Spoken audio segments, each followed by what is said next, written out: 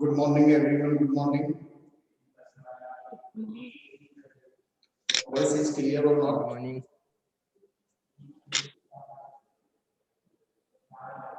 I think you are listening to me well.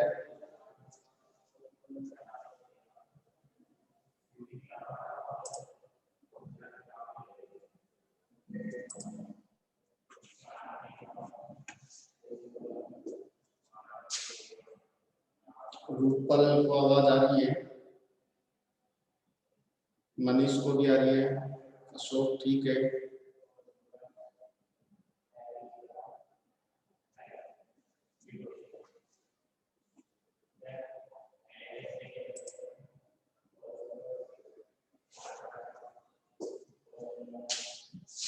Students, let's start our today's topic. This will be the last topic on translation. या last session on translation. आज ये translation का last session होगा। देखिए बेटा, आज अपन बात करेंगे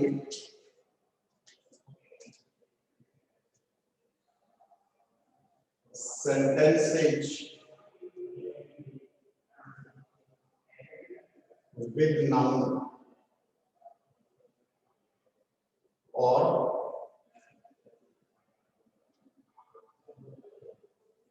without subject.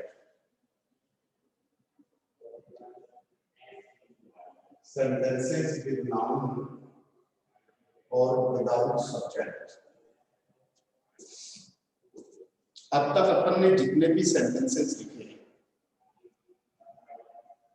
या जितने भी सेंटेंसेस का ट्रांसलेशन किया, वो सारे के सारे सेंटेंसेस ऐसे थे जिनमें सब्जेक्ट था, जिनमें कर्ता था, जिनमें कोई न कोई क्रिया हो रही थी, जिसमें कोई कार्य होने का आभास होता था, जिसमें कोई कार्य हो रहा था।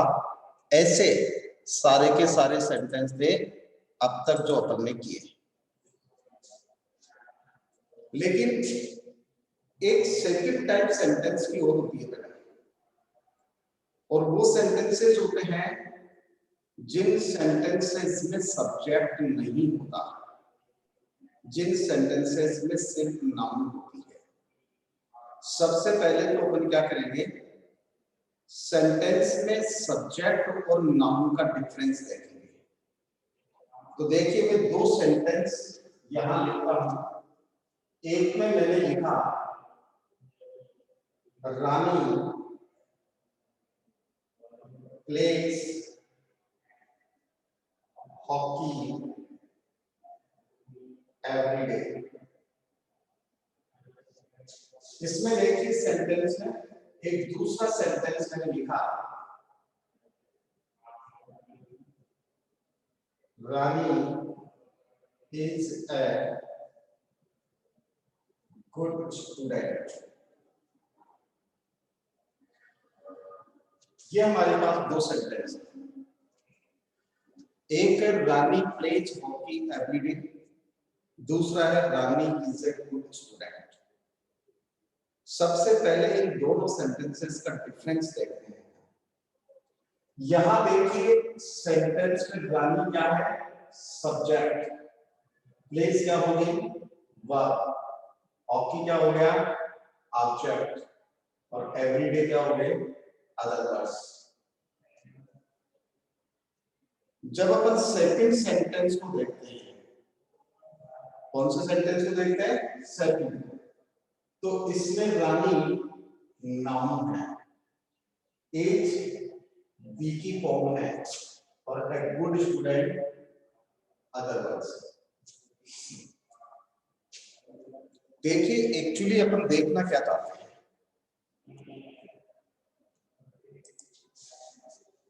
इस सेंटेंस में रानी नाउन है, ऊपर वाले सेंटेंस में भी रानी नाउन है, लेकिन ऊपर वाले सेंटेंस में रानी कोई काम करती है, क्रिया करती है। प्लेस का मतलब होता है खेलना, यानी कि खेलने का काम करती है। इसलिए ये नाउन सब्जेक्ट है करता है।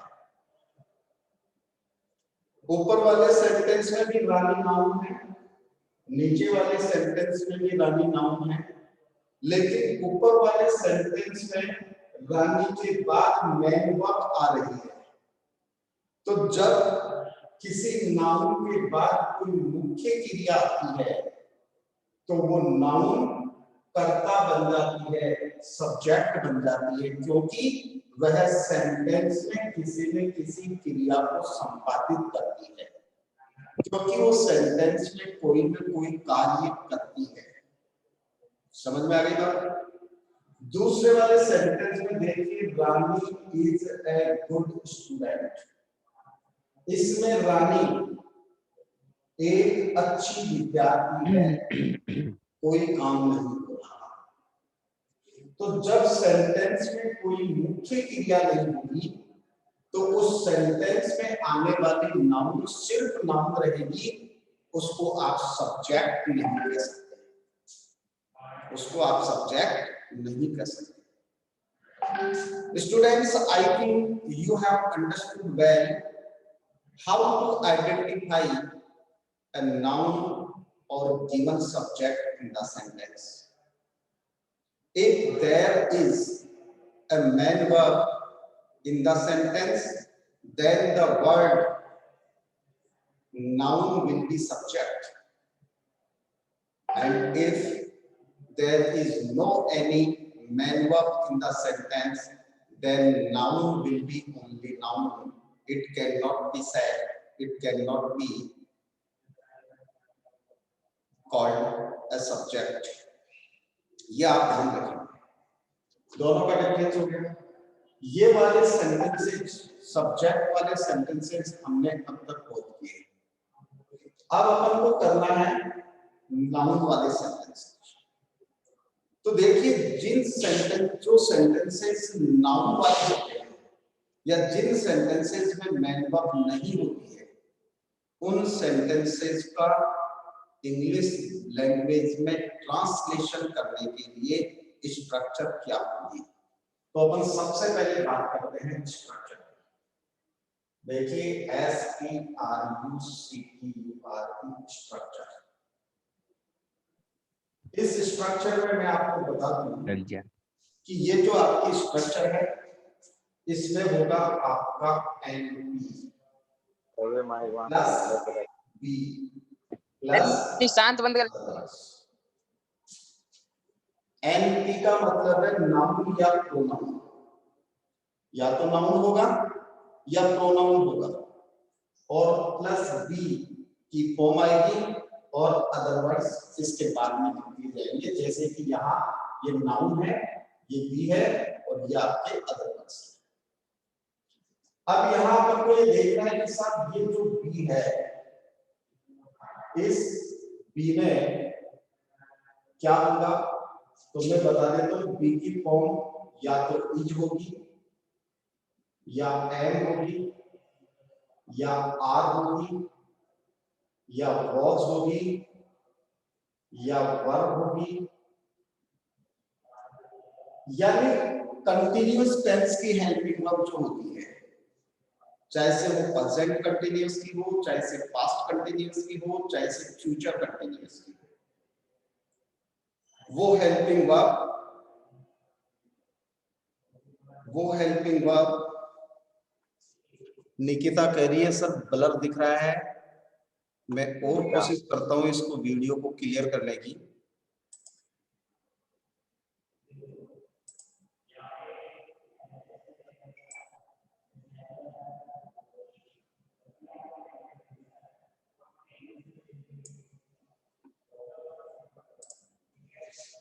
बेटा इससे ज्यादा क्लियर नहीं हो सकता है।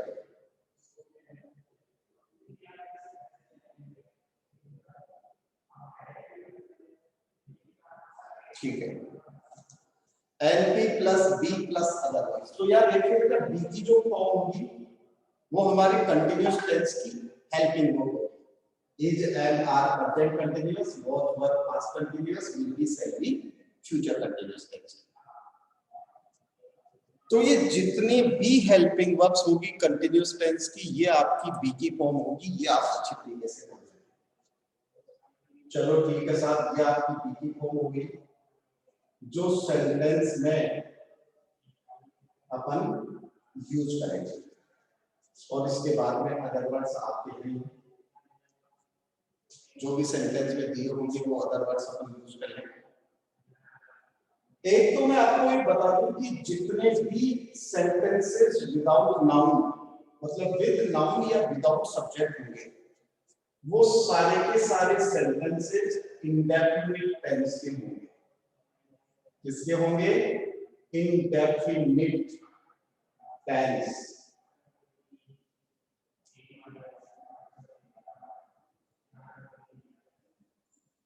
ये सारे के सारे वाक्य इंडेफिनिट टेंस के होंगे। ये आप बहुत अच्छी तरीके से जान लें।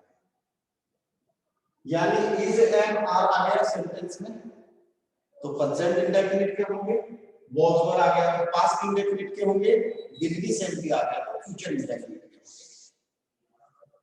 अब ये भी आपको ध्यान रखना है। देखिए इंडेफिनिट टेंस की पहचान हमने अब तक क्या देखी थी कि सेंटेंस में या तो वर्ब की फर्स्ट फॉर्म हो प्रेजेंट इंडेफिनिट में, या फिर अपन ये कहें कि हेल्पिंग वर्ब डू डज के साथ वर्ब की फर्स्ट फॉर्म हो, या फिर हेल्पिंग मैन वर्ब के अंदर एस या टीएस जुड़ा हो तो वो प्रेजेंट इंडेफिनिट होता है। उस पहचान के साथ एक पहचान ये भी मिलेगी कि यदि सेंटेंस में कर्ता नहीं है, यदि सेंटेंस में सिर्फ नाउन या प्रोनाउन है, तो इज एम आर आने से सेंटेंस प्रेजेंट कंटिन्यूअस का नहीं बन जाएगा। इज एम आर के साथ कंटिन्यूअस का होने के लिए जरूरी है कि इज एम आर के साथ वर्ब के फर्स्ट फॉर्म में आईएनजी हो। लेकिन इन सेंटेंसेस में ऐसा कुछ है नहीं, मैन वर्ब होती ही नहीं है, वर्ब के फर्स्ट फॉर्म में आईएनजी जुड़ेगी कहां से? इसलिए ये जितने भी सेंटेंसेस होंगे ये सारे के सारे सेंटेंसेस इंडेफिनिट टेंस के कहलाएंगे। तो अब इंडेफिनिट टेंस के सेंटेंस दो प्रकार के हो गए। कौन कौन से? सेंटेंसेस विद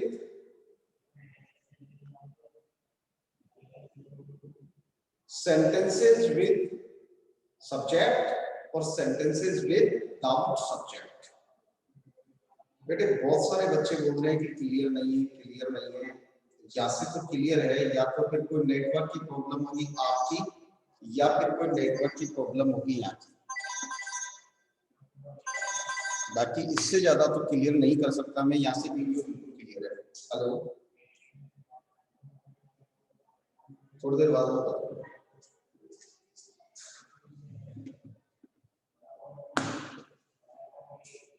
एक बार थोड़ा सा देख लो कि बेटा हो सकता है कि नेटवर्क की प्रॉब्लम हो तो हो जाएगा क्लियर। थोड़ा सा वेट करो, 2-4 मिनट में नहीं होता है तो फिर आप बताओ। सर क्लियर है।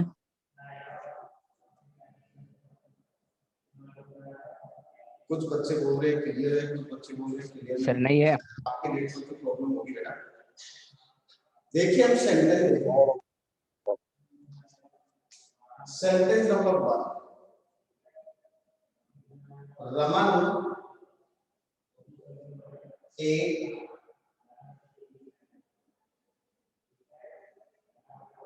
डॉक्टर है। अब यहां देखिए रमन हमारा सब्जेक्ट नहीं है, नाउन है, क्योंकि कोई काम नहीं हो रहा। या है, यह आपकी बी की फॉर्म हो जाएगी और एक डॉक्टर ही अदर वर्ड्स हो जाएगी। तो सबसे पहले हम लिखेंगे एनपी में से नाउन या प्रोनाउन, तो यहां आ जाएगा रमन, आपका नाउन आ गया। इसके बाद में बी की फॉर्म प्रेजेंट टेंस का वाक्य है आ गया, तो बी की फॉर्म रमन के लिए क्या आ जाएगी? ईच ए डॉक्टर। ये सेंटेंस बन गया, रमन इज ए डॉक्टर। इसके बाद नंबर 2 देखिए सेंटेंस, अमन मेरा अच्छा,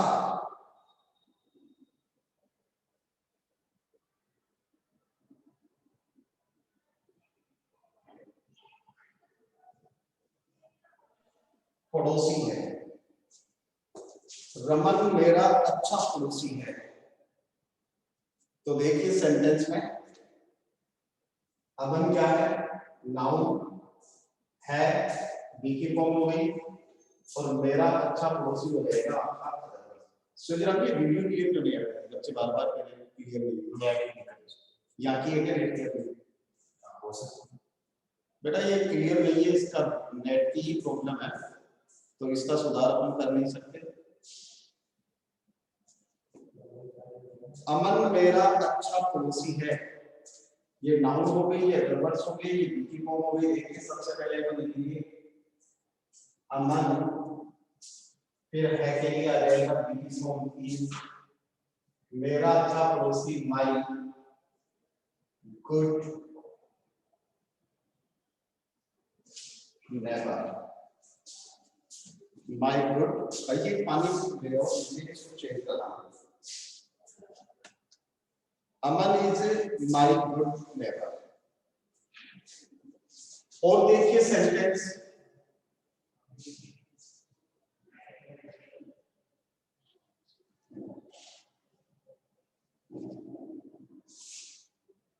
सेंटेंस नंबर 3 देखिए,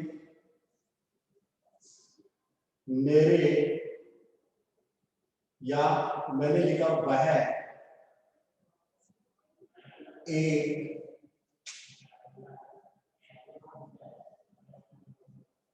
अध्यापक था।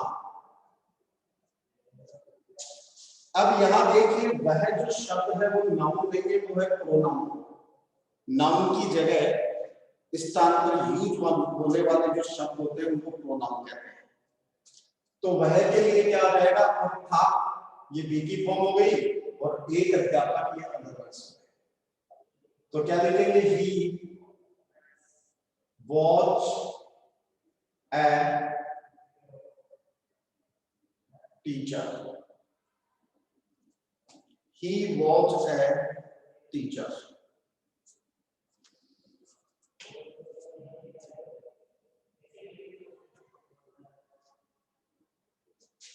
और देखिए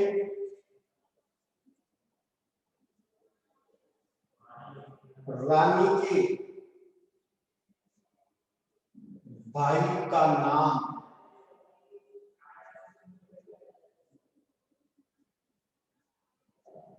राघव था।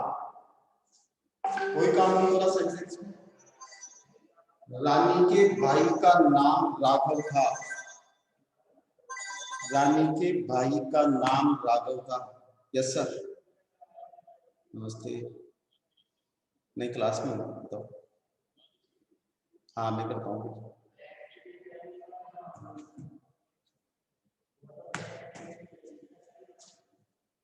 तो क्या हो जाएगा, रानी के भाई का नाम राघव था, तो क्या हो जाएगा, द नेम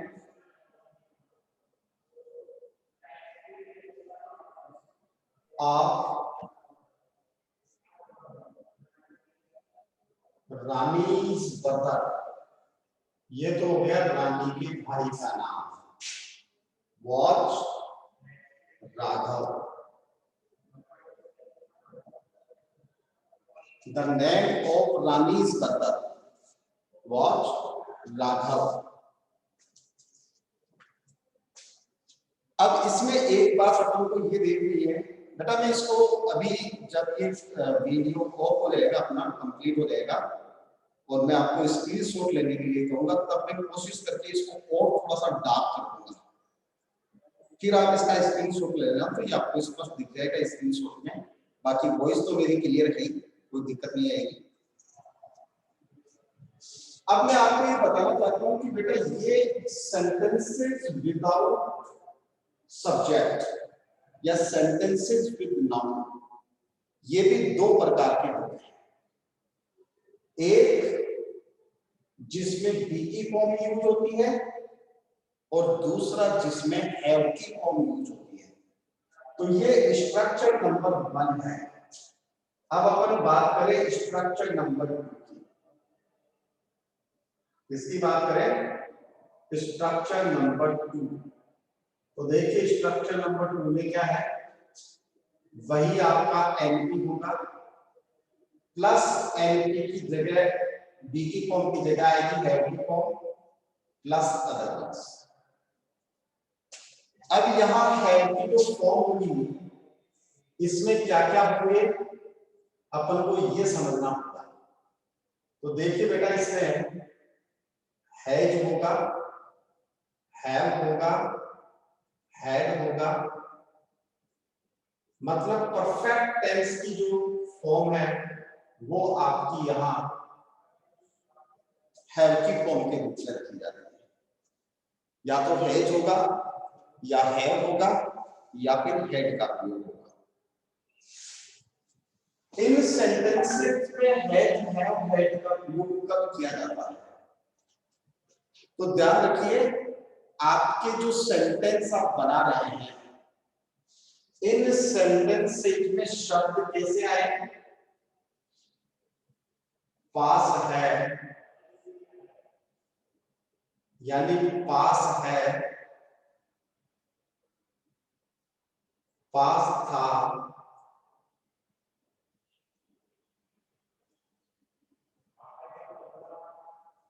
पास होगा या रखता है, रखता था, रखा होगा, रखता होगा। इस प्रकार के शब्द यदि आपके वाक्य में होते हैं तो हैव की फॉर्म का प्रयोग किया जाता है, तो फिर बी की फॉर्म का प्रयोग नहीं होता है। जैसे सेंटेंस में देखिए, सेंटेंस देखिए इसका, अंजना के पास 2 बंदर है।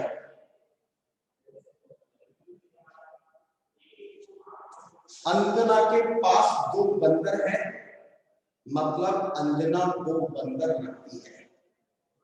तो पास है और रखती है दोनों का मीन जो होता है वो एक ही होता है। आप चाहे इसे पास है कह दे चाहे रखती है कह दे, भाई रखती है तभी तो उसके पास है। तो जब सेंटेंस में ऐसे शब्द आ जाए पास है, पास थी, पास था, पास होगा, रखता है, रखता था, रखता होगा, तो ऐसे में आप बी की फॉर्म का प्रयोग नहीं करते हैं, फिर आप प्रयोग करते हैं हैव की फॉर्म का। तो देखिए प्रेजेंट टेंस है, प्रेजेंट टेंस में हैव की फॉर्म होगी हैज और हैव, और पास्ट टेंस में होगी हैड और फ्यूचर टेंस में होगी विल हैव शैल हैव। तो यहां पे देखो अंजना क्या हो गई?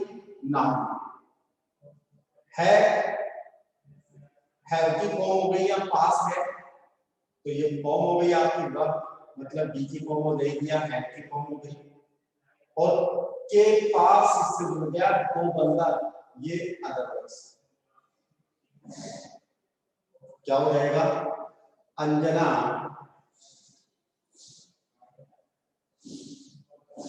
Has 2 monkeys।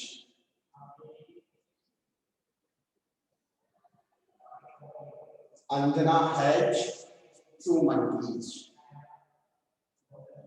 दूसरा सेंटेंस देखिए,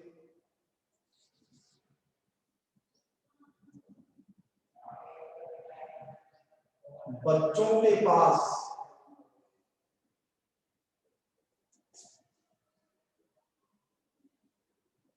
4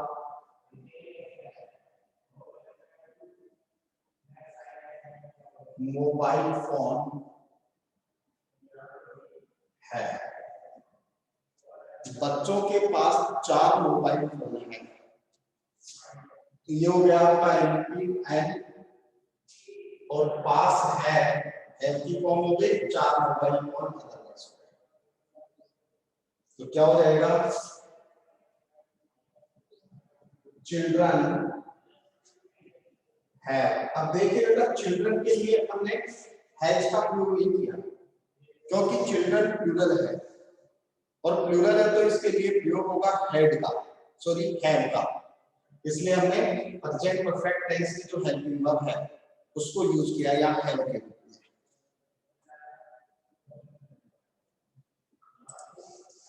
तो यह हो जाएगा चिल्ड्रन हैव, चार को कहेंगे फॉर मोबाइल फोन्स। यदि इसमें नंबर 3 देखें,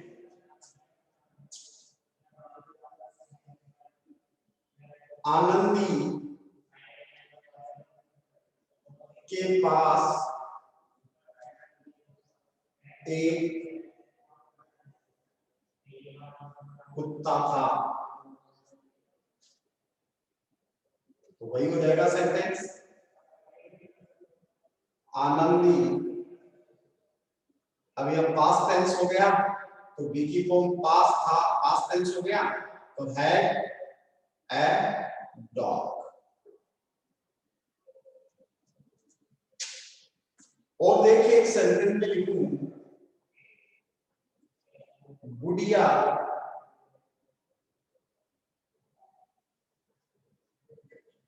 चार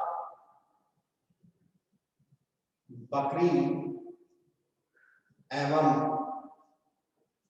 एक बिल्ली रखती थी।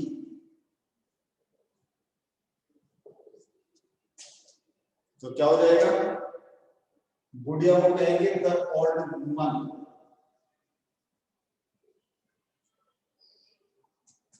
द ओल्ड वुमन, और थी हो गया पास्ट थी है, चार बकरी, फॉर गॉड्स, फॉर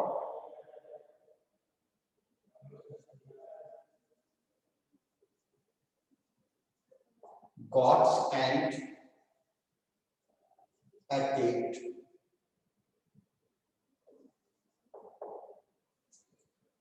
एक सेंटेंस और देखिए,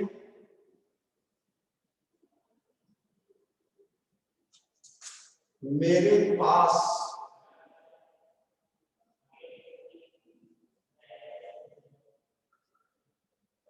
भविष्य में दो घर होंगे।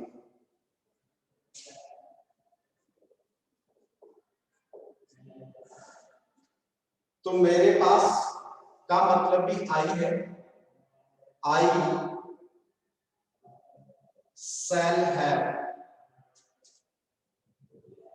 two houses in future, in future। ये इस प्रकार से आपके सेंटेंसेस होंगे जो विदाउट वर्ब के होंगे, सॉरी विदाउट मेन वर्ब के होंगे, या अपन इनको कह सकते हैं विदाउट सब्जेक्ट के होंगे।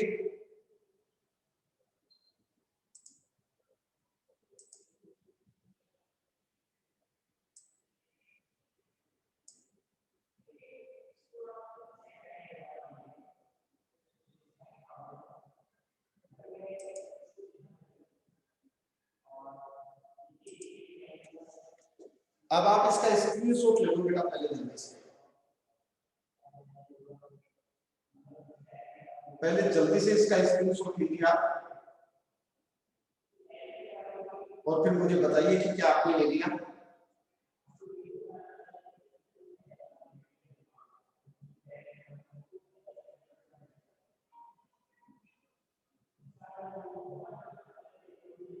चौबीस स्टूडेंट कनेक्टेड है, मेरे से 3 मैसेज किया है, बाकी का पता ही नहीं चल रहा।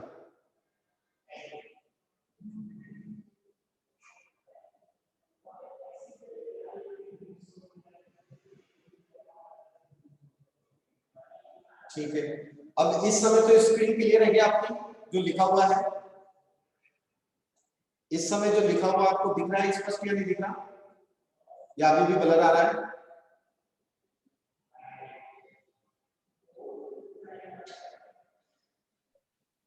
सर दिख रहा है। ये यस सर नो सर से समझ में नहीं आ रहा बेटा, आप लिखो क्लियर और नॉट। सर दिख रहा है।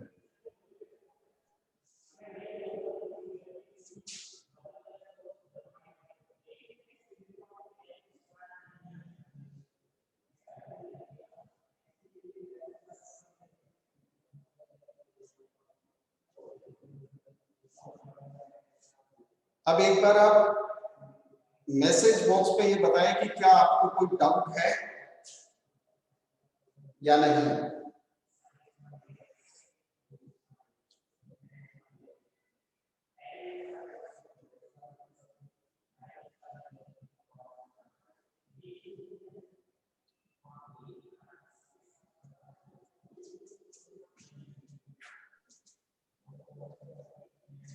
कोई डाउट नहीं है किसी को?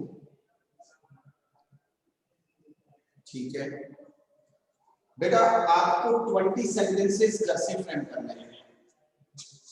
कितने सेंटेंसेस? 20 सेंटेंसेस। और ये जो 20 सेंटेंसेस होंगे,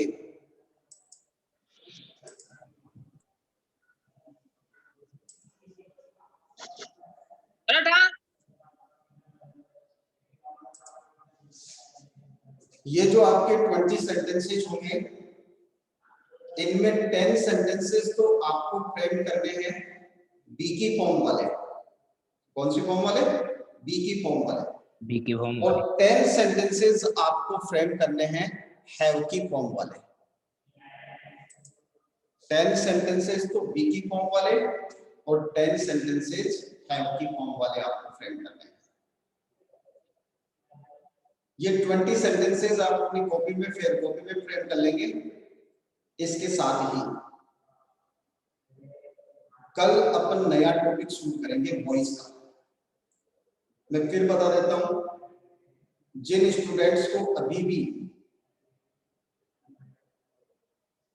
टेंसेस की हेल्पिंग वर्ब और उनकी आइडेंटिफिकेशन लर्न नहीं हुई है, वो पैसिव वॉइस में मेरे साथ कदम से कदम नहीं मिला पाएंगे।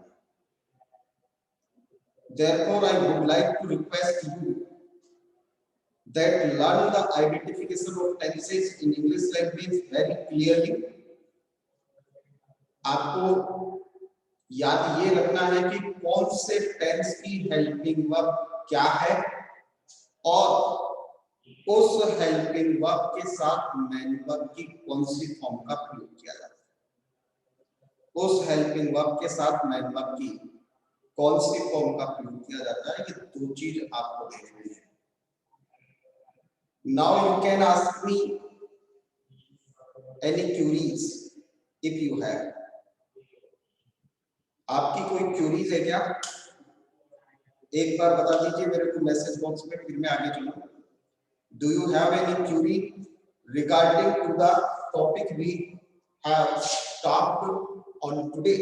आज हमने जिस टॉपिक पे बात की है, इससे संबंधित कोई क्यूरी है तो आप पूछ लीजिएगा। वेरी गुड, किसी की कोई क्यूरी नहीं है? बिल्कुल स्पष्ट रूप से सारी चीजें क्लियर हो गई। बेटा, रोजाना का काम रोजाना पूरा करना भी जरूरी है। यदि आप डेली का वर्क डेली कंप्लीट नहीं करते हैं तो ये दिक्कत होगी आपके लिए आगे जाके। इसलिए हमारे जो 20 सेंटेंसेस में पर डे आपको दे रहा हूँ, पर डे के हिसाब से आप फ्रेम करते रहें, समझते रहें उनको और पढ़ते रहेंगे। क्योंकि जब तक आप रेगुलर साथ साथ नहीं चलेंगे तब तक आगे बहुत दिक्कत हो जाएगी। अपन के बाद में एक बार पेंडिंग हो जाएगी चीजें, उनको क्लियर। तो students, thanks a lot to all of you for joining the meeting. See you tomorrow on the centre. Thank you.